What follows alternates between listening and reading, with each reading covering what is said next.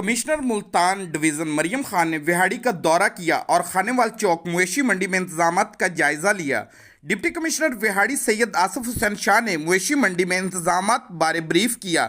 Commissioner Multan Maryam Khan ने मवेशी मंडी में लगाए गए मुख्तलिफ महकमों के काउंटर्स पर सहूलियत को चेक किया और व्यापारियों और ख़रीदारों से सहूलियत की फराहमी बारे दरियाफ्त किया, जिस पर व्यापारियों और ख़रीदारों ने मवेशी मंडी में इंतजामात पर इत्मीनान का इजहार किया।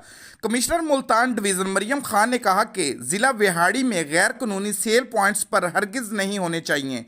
कुर्बानी के जानवरों की कांगो वायरस से बचाव के लिए वैक्सीन और स्प्रे की जाए। ज़िले के एंट्री पॉइंट्स पर जानवरों की चेकिंग के लिए चेक पॉइंट्स फाल रखें। मवेशी मंडियों में सफाई सुथराई का खास ख्याल रखा जाए। डिप्टी कमिश्नर विहाड़ी सैयद आसिफ हुसैन शाह ने कहा कि ज़िला विहाड़ी में 8 मवेशी मंडियां कायम की गई हैं। व्यापारियों और ख़रीदारों को मवेशी मंडियों में तमाम सहूलतें फराहम की जा रही हैं। ज़िले के एंट्री पॉइंट्स पर जानवरों की चेकिंग के लिए चेक पॉइंट्स फाल हैं।